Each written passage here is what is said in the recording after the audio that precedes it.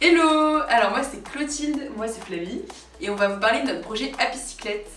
Apicyclette, c'est un projet qu'on a monté l'année dernière et on a décidé de partir de janvier à avril au Cambodge à vélo pour rencontrer les filleuls Juste là. parrainés par Enfants du Mékong. Et on est ensuite parti pédaler en France pendant les mois de mai et juin pour aller rencontrer les parents et leur raconter la formidable action des enfants du Mékong. Alors on va vous raconter les petites pépites des filleuls qu'on a rencontrés et aujourd'hui on va vous parler de Vichika. Vichika, c'est un petit garçon qui a 12 ans, qui habite au nord-ouest du Cambodge à la frontière thaïlandaise et qui est parrainé par un petit garçon français qui a 12 ans aussi et qui habite dans le nord de la France, à côté de Lille. Vichika, il nous a beaucoup marqué parce qu'il est super courageux, il a un trop beau sourire et voilà, il a perdu son papa l'année dernière et en nous racontant toute l'histoire de sa famille, son sourire ne le quittait pas et vraiment on a été très marqués par sa volonté pour étudier et pour s'en sortir dans la vie. Et aussi il était hyper serviable, on est arrivé, il était en train d'aider sa maman à faire des toits avec des feuilles de palmier pour protéger, pour isoler un peu la chaleur. En fait, à chaque fois qu'on allait rencontrer un filleul, on offrait une photo de la famille qui parraine l'enfant.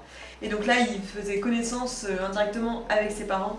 Et ils étaient tous trop impressionnés, la maman, les sœurs et la petite voisine qui est là aussi et qui était trop contente de découvrir ses visages. Et la deuxième rencontre qui était trop chouette, c'est celle de Rong, que vous voyez là. Rong, il a 14 ans et il est en CE2, donc on vous laisse calculer le retard scolaire.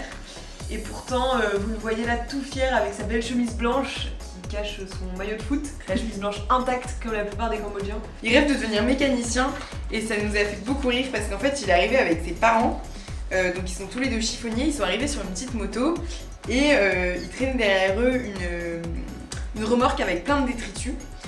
Donc bref, il récupère son parrainage et ensuite ils s'en vont. Et là, le travailleur social qui était avec nous, donc c'est le staff d'Enfants du Mékong au Cambodge, il nous dit le papa qui conduit la moto est aveugle. Alors nous on était là, mais comment est-ce possible?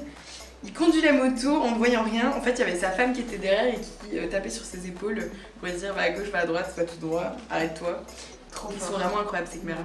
Et une dernière rencontre qui nous a beaucoup marqué, c'est avant de quitter la capitale et de commencer à pédaler au Cambodge, on a décidé d'aller faire un tour au Décathlon de Phnom Penh pour avoir des petits conseils de mécanique. Donc on s'adresse au vendeur du magasin qui nous reroute vers le second manager. On lui explique notre projet, on lui dit qu'on va faire un tour du Cambodge à vélo et pour EDM, et là il nous dit non mais moi je viens de Pointe-Téchmar, c'est incroyable, je suis un ancien filleul, j'étais à Sisso, trop chouette, quoi de mieux pour commencer notre trip à vélo que de voir que tous les filleuls qui sont parrainés peuvent arriver un jour à devenir manager de Décat s'ils en rêvent, donc c'est trop chouette.